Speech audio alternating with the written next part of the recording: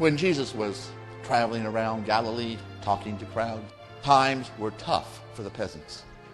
Not far, only 4 miles from where Jesus lived as a boy, is the city of Sepphoris.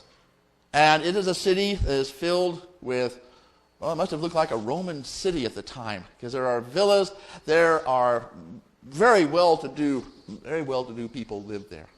In fact, on the floor of one of the villas, they have uncovered a mosaic. This is around the three-sided table, and the mosaic is panels, maybe like a comic strip or cartoon. It tells the story of Hercules and Bacchus having a drinking contest. Now, if you remember, Bacchus is the god of wine, so it's pretty obvious that Hercules didn't do so well. It's also pretty obvious that the people who lived here, they may have been Jewish, but they were not actively involved. I never mentioned Sepphoris in the New Testament. Jesus didn't go there. It was just the wrong place. Where he did go was around Lake Galilee. And around the shoreline of Lake Galilee, there are all these coves, these little indentations, semicircles, maybe 50, 100 yards across. And that was where he was at. All these people were being displaced by the rich. They were buying up the peasants' farms, putting them together in plantations, and then hiring the peasants as needed, as day laborers. They were broke and they were unemployed for much of the year, which is why there were so many people there. If they'd had jobs, they'd been busy. But they had time to go visit, to listen to Jesus. So they crowded around this cove and pushed Jesus back so much that he had to get into a boat and move out into the water. And that was a good thing, because he could feel the wind coming out of the east across the lake, picking up his voice and carrying it up to the amphitheater of thousands of people there who could hear him clearly. And he told parables. Parables are stories that are engaging and thought-provoking and imaginative. We hear about a farmer sowing seeds, and we all can imagine what it looked like, what it was. Even though today we sow seeds with a little machine that throws them out, we know what it's about. We understand that. And the people in those days, some of them had done that. And he tells of how this person who's sowing slings the seeds far and wide, broadcasts them every which way. And some of the seed landed on the path, hard-beaten path, bounced maybe, and then birds came and ate it up. I'm sure you see that on the roads after the wheat trucks have come by and dropped a little seed. Some of the seed landed in the shallow soil, the rocky soil, sprung up quickly, but when the sun came out, they died. And some of the seeds landed among the weeds, and they were choked by these thistles. We can almost imagine, in a Disney-esque fashion, what that must have looked like. We know that feeling. We know how it works. That's what our lives look like. Jesus is not talking about agriculture. He's talking about our lives and what God is doing. And we know that hard-packed part of our lives where we've been this way so many times, we don't even realize what we're doing. And God cannot break in.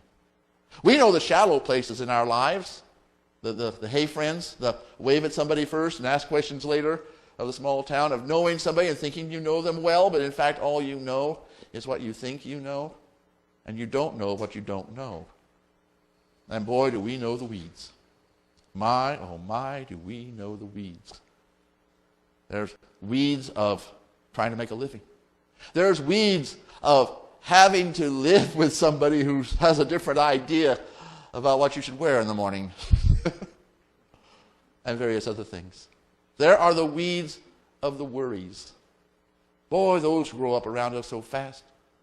We just can't imagine how we would get on if we don't spend a lot of time now going over and over all the things that might happen. Now, of all those things, 1,000 things that we worry about, only one's going to happen.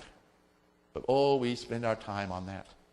And it chokes out the life in the now.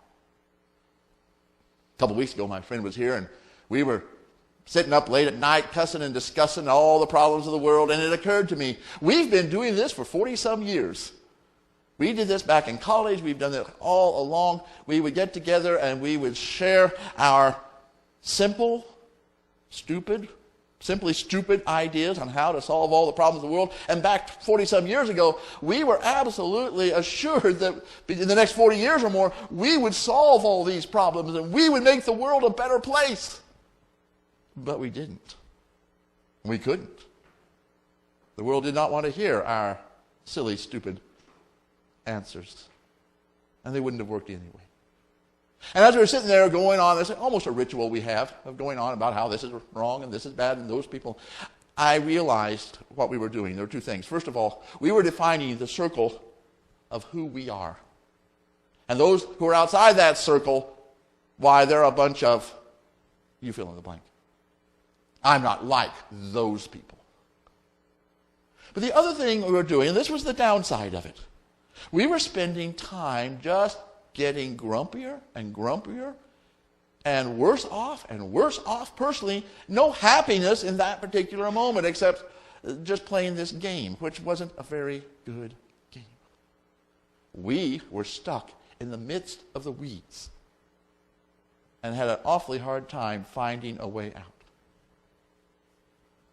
Now, as Jesus was telling this parable, I'm sure by the time he got to the weeds, everybody is listening intently because they all know what he's talking about. It's obvious what he's talking about.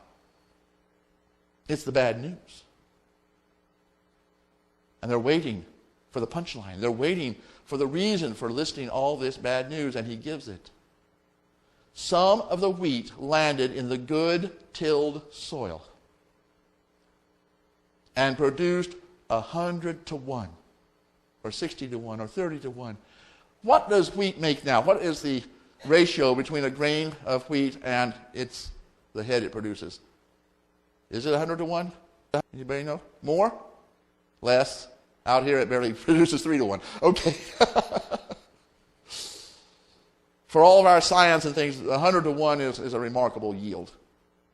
I think Jesus is not teaching us about agricultural economics. He's teaching us about spiritual economics. When the wheat lands in the good tilled soil, it is such a remarkable return on investment.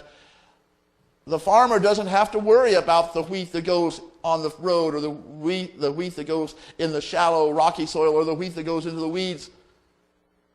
Because he's getting so much more back from the good tilled earth that those things really don't matter. You hear that? All of our pondering and worrying about hard-packed, overtrod soil, all of our worry about the shallowness of the world, all our worries about worries don't matter in God's economy, because that one seed that lands in the good soil is all that you need. It makes up for all of the others that are lost. I know we try to be scientific, we try to find the problem, we try to find fixes, and that's good. But when it comes to the sowing of the seeds, those other things don't matter. They don't. Good tilled soil.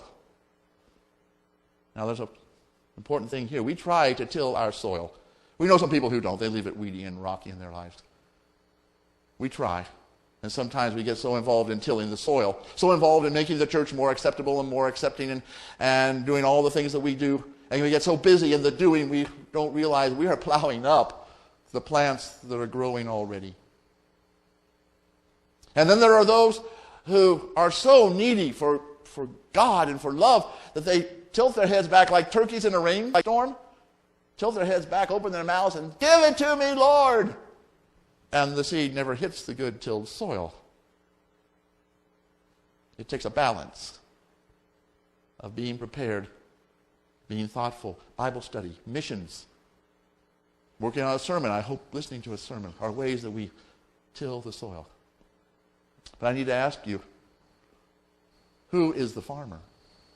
Anybody? Who is the farmer? God, that's right. And what is this? Oh, yeah, exactly. It doesn't matter what you're talking about. It's God. But what is the seed? The seed is, come on, God's love. And since you already know that, we can just call it quits now, right? No, there's one more thing. One more thing. God's love is everywhere. God's love falls on the hard places, the shallow places, the weedy places. God's love is ready for you. And all it takes is one grain to land in a place that is ready. And then it will produce 100 to 1, 60 to 1, 30 to 1. It will fall upon your ready soil, your ready soul, and it will die. Even as Jesus dies for you. And then it will rise, green blade, strong stalk, heavy head, and 100 to 1. God's love filling your life. That's what is being sown.